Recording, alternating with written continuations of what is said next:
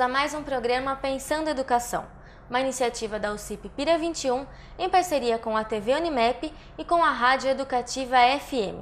Você conhece o programa Ciência Sem Fronteiras? Sabia que por meio dele, alunos de graduação e pós-graduação podem conseguir bolsas para intercâmbios?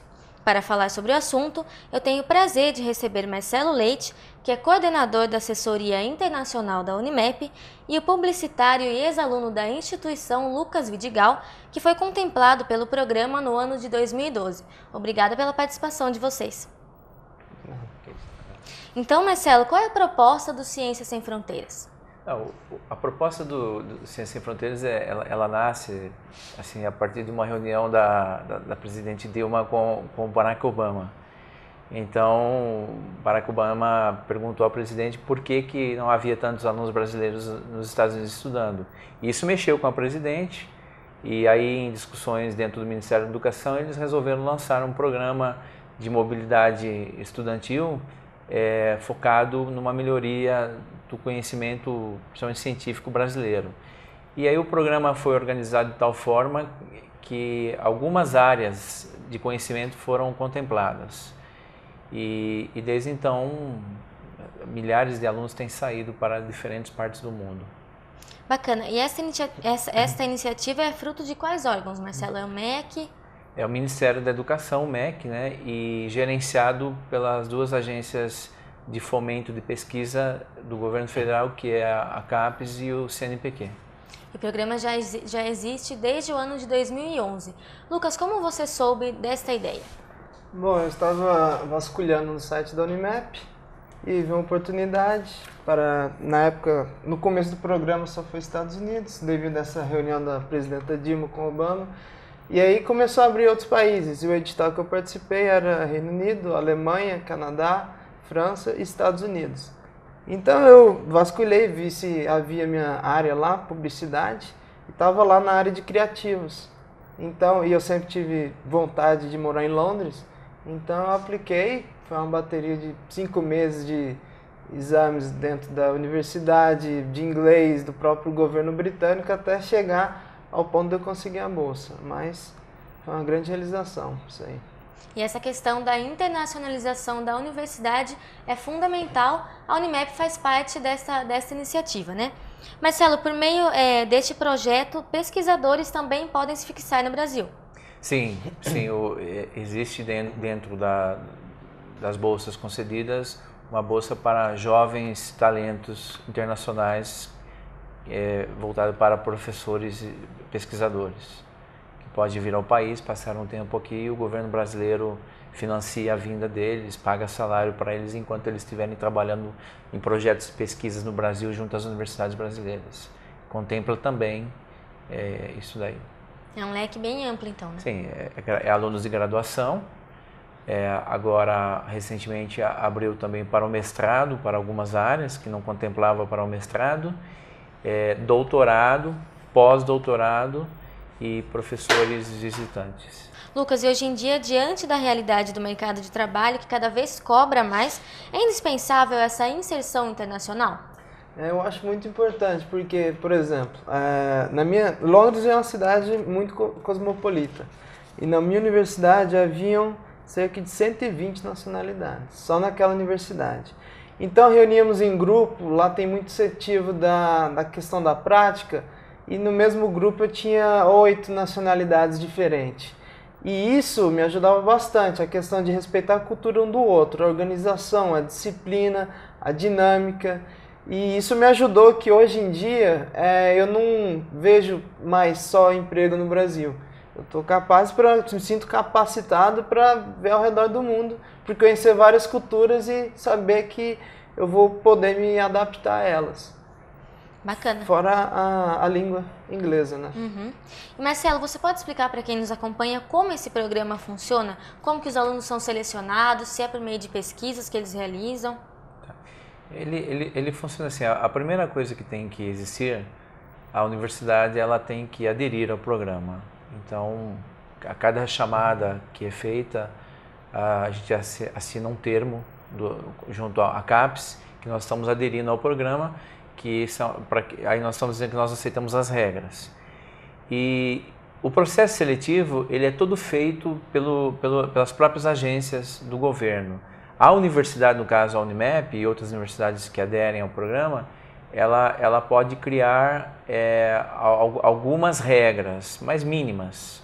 Por exemplo, a regra que a Unimep criou é que os alunos não podem ter DP. Porque o programa fala que o objetivo do programa é buscar alunos de excelência. Então a gente entende que aluno de excelência, o aluno não pode ter DP. E então o aluno ele vai ter lá no edital tudo que é exigido, né? No edital, para cada país tem as suas exigências, e ele então junta toda essa documentação e traz até a Unimep e nós fazemos a conferência desses documentos e também a situação acadêmica dele aqui dentro da nossa universidade. Estando tudo correto, nós fazemos algo que nós chamamos homologação. E aí nós informamos ao Ministério, à CAPES, a lista de alunos que foram homologados. A CAPES, só para o pessoal entender melhor, é o que exatamente? A CAPES é a agência, é uma das agências do governo federal que financia pesquisa no Brasil. A nível de graduação, agora pela ciência, mas era mais pós-graduação e agora está na graduação também. E então a gente informa os alunos que foram homologados e no momento que nós informarmos, quem vai fazer a seleção é o próprio Ministério da Educação, não é a universidade. No entanto, que a comunicação que o aluno foi aprovado nem vem para nós, vai direto para o aluno, não é, Lucas? Vai direto para o aluno. Aí depois, a partir disso, a universidade é intermediária até a inscrição do aluno. Depois disso, fica por conta da CAPES se comunicar com o aluno, tanto no exterior quanto aqui no Brasil. Aí a universidade só fica observando e a gente que manda e-mail para a universidade para nos acompanhar. E é bem concorrido? Você passou por provas? Olha, eu tinha que ter essa questão de ter nota boa aqui na universidade, aí tem que ter a recomendação dos líderes de um professor, coordenador e diretor.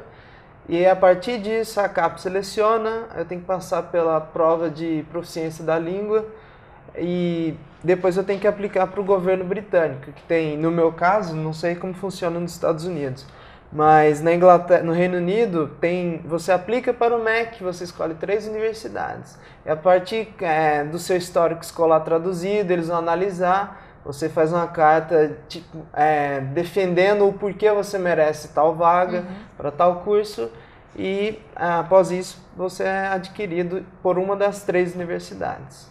E você tem informação assim de quantos alunos estavam concorrendo com você para a vaga ou não? Olha, na época questão do Reino Unido, eu acredito que foram 11 mil, mais que isso, e foram 2 mil bolsas concedidas, mas não sei se todos foram preenchidos por causa da questão do inglês, né, que pegou bastante, até o programa mudou alguns regulamentos por causa disso. Eu gostaria de fazer um comentário sobre a questão do idioma. A CAPES, ela tem percebido, o governo tem percebido que nós temos uma deficiência muito grande no Brasil com relação ao domínio de idioma estrangeiro.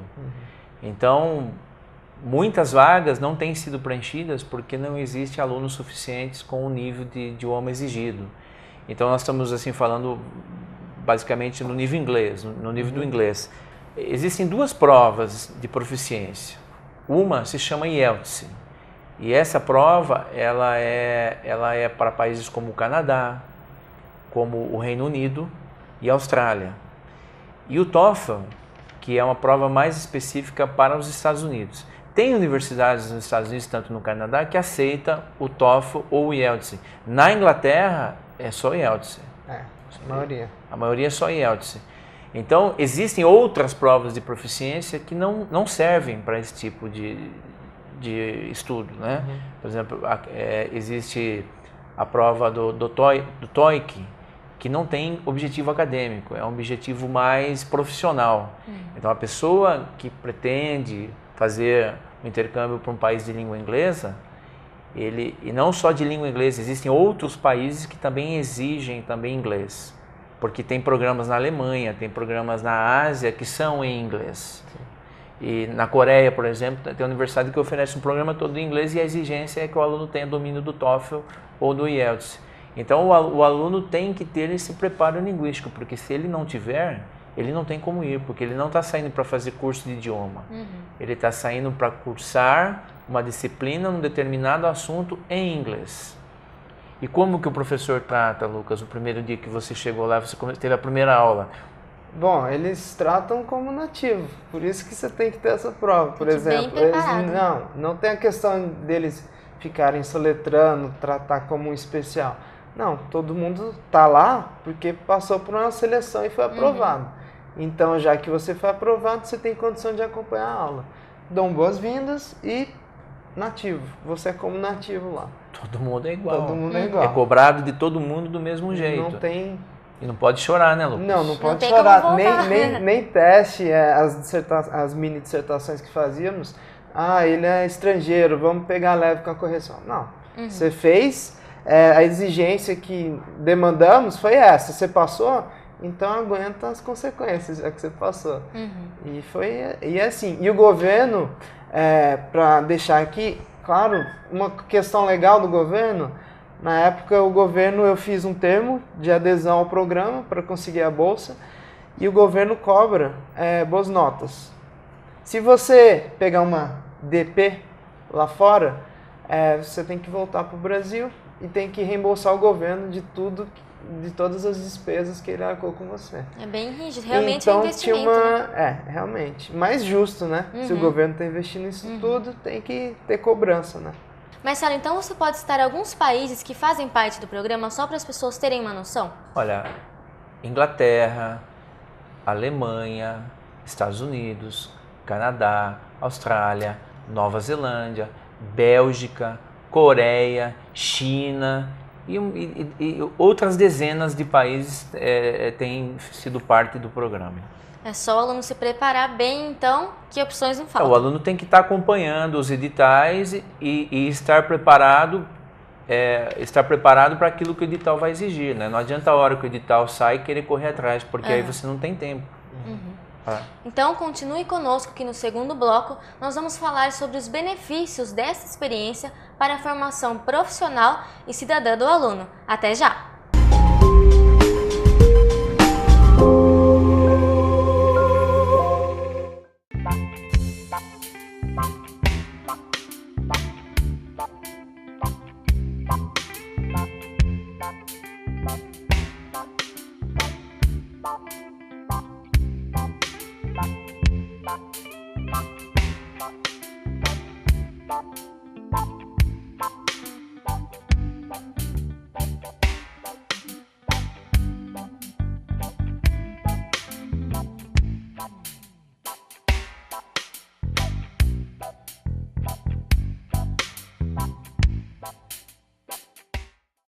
Para sua espécie continuar existindo por milhões de anos. Boa noite. Boa noite. A floresta amazônica sofre com o desmatamento. Mas desmatar não é só cortar árvores, tem também o problema das queimadas. E é isso que o nosso repórter Tino Rex vai mostrar ao vivo da Amazônia.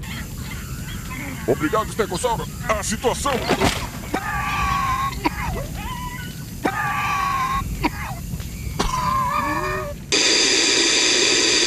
Ouça uma conversa gravada entre um governante e uma ambientalista. Sabia que entre 2006 e 2007, a área queimada e desmatada na Amazônia foi equivalente a 1 milhão de campos de futebol? Mas eu adoro futebol. Agora tem mais lugar para jogar bola, não é? Cobre dos governantes o fim do desmatamento na Amazônia. Aproveite enquanto você ainda pode fazer muito pela sua espécie. Senão no futuro alguém vai botar toda a culpa em cima de um meteoro. Boa noite. Boa noite.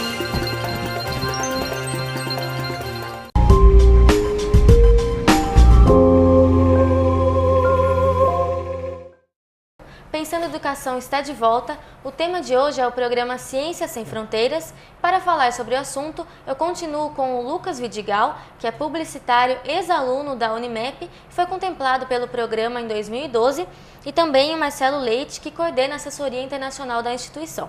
Então, Lucas, como você avalia a sua experiência no programa Ciência Sem Fronteiras? Porque, afinal, além do conhecimento adquirido fora, você se depara com a cultura de outro país, né? Você ficou na Inglaterra. Bom, como eu falei, a questão do multiculturalismo em Londres é muito grande.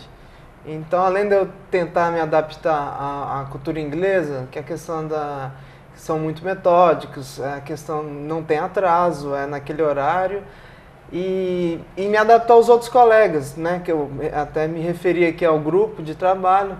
Por exemplo, o primeiro grupo de trabalho que eu peguei foram ingleses, alemães e um russo. Então, eram 3 culturas ali divergentes. E aí me ajudou muito nessa questão de disciplina, na questão da dinâmica e até a questão de não tem outra escolha. Você tem que falar o idioma, não dá para ficar com vergonha e tentando se corrigir. Você tem que falar, você tem que desenvolver suas ideias, você tem que saber aprofundar no assunto, né? E você foi bem recebido por eles? Fui muito bem recebido. Até porque a questão, no meu curso de publicidade, tem muita a questão criativa. E o povo brasileiro é considerado criativo lá, por causa da mistura de raça. Então, eles tratam muito bem. Eu fui muito bem acolhido. Interessante. Marcelo, quanto tempo o aluno fica estudando com essa bolsa fora do país? Todos têm o mesmo período? É um período de 6 meses a 12 meses. E vocês acham assim, queria saber do Marcelo e também do Lucas, se você acha que o aluno volta com outra mentalidade, Marcelo, depois dessa experiência? Totalmente. Quase impossível, não vou dizer impossível porque algumas pessoas elas se fecham, mas é quase impossível você passar uma temporada numa outra cultura e você não fazer uma leitura das diferenças culturais, você ter tua mente aberta para ver o que eles têm de diferente que é melhor do que muitas vezes o nosso país, que nós temos coisas que são melhores do que eles. Então, essas experiências traz você de volta para o país com uma visão mais ampliada de mundo, de respeitar. Você pode voltar muitas vezes achando que o Brasil não é tão ruim ou que o Brasil é totalmente ruim. E você, Lucas? Bom, eu acho que além da questão cultural, e você percebe muito a questão acadêmica, a diferença. A estrutura é totalmente diferente. Você vê que no Brasil eles fica no segundo plano a questão universitária, porque você tem que trabalhar durante o dia e à noite você vai para a faculdade. Lá é tempo integral, mas não quer dizer que você vai ter aula o dia todo. Você tem poucas aulas, mas eles incentivam muito você a estudar. Eu até estranhei na primeira aula, era mais discussão do que o professor explicando e anotando na lousa. Então os alunos já vão preparados e vão discutir com o professor. É um sistema educacional totalmente diferente. E eles te dão liberdade para você ter experiência prática e para você desenvolver intelectualmente a sua própria teoria. Isso é muito legal. O que é interessante na Europa, a Europa, no geral, tem um sistema de crédito unificados. As universidades que fazem parte da comunidade europeia, elas têm um sistema de créditos que são unificados. Então, você pode estudar em qualquer universidade na Europa e você consegue transferir crédito de um lugar para o outro facilmente porque é o mesmo sistema. É um tratado que chama Tratado de Bolonha, que isso foi acordado no sistema educacional superior.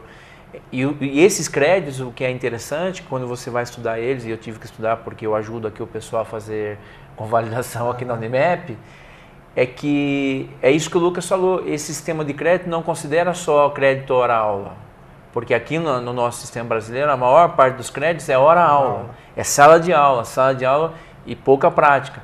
Lá eles dividem os créditos, uma quantidade de sala de aula, uma quantidade de tarefas que o aluno e a prática.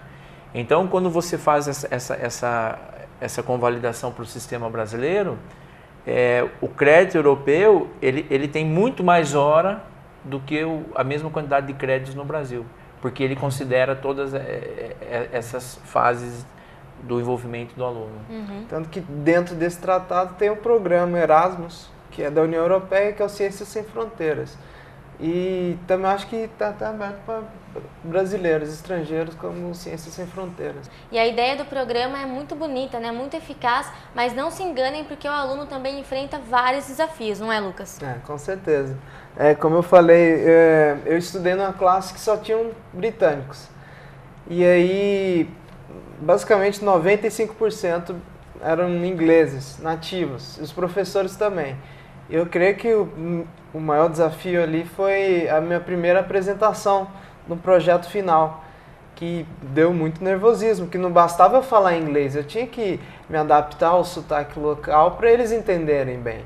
E, como eu falei, a avaliação eles não olham com outros olhos, eles é estrangeiro, mas fez os testes, está aqui, tem que fazer como um nativo. Então foi esse o primeiro desafio, e eu tive um fruto muito bom desse primeiro desafio, porque os professores, juntamente com os meus colegas, que eu falei, os alemães e os ingleses, desenvolvemos um projeto, os professores gostaram muito e me chamaram para fazer estágio na universidade. Olha que legal, estágio de verão. Parabéns.